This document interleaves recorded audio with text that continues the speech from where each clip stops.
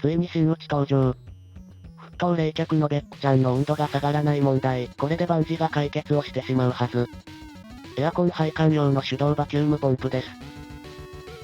物はこんな感じ。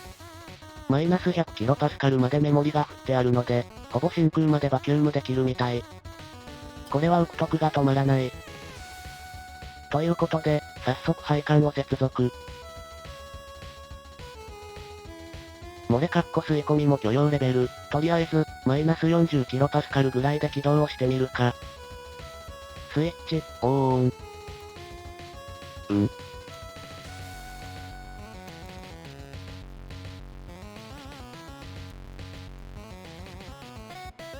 ちょっとのベックちゃんの体調が思わしくないようだ。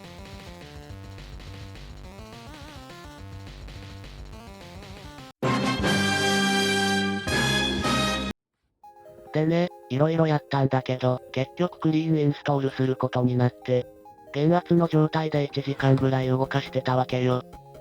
そしたらさ、こうなっちゃったわけ。どうなっちゃったわけっていうと、オーリングが吸い込まれてしまい申したわけなのよ。のべっくちゃんというかこの実験用のデスクミに、USB 接続の LED ピカピカさせてから、USB メモリーを認識しなくなっちゃって、SSD を取り外してデータの移動をしていたの。で多分、SSD のデータが欠損してしまったみたい。デスクミニって USB の電源周りが弱小だと思うんよね。つまり、何が言いたいのかというと、エースロックさん、デスクミートの案件待ってます。ということで、分解をしてみてるんですが、いくつかの問題点が明らかに。ハードチューブがハードでなくなってた。いえ、熱で柔らかくなって変形したんだと思います。フィッティングのオーリングが当たるところ、いい感じにくびれちゃってますね。で、本丸のこの人。どうやらレジンが割れてしまったようです。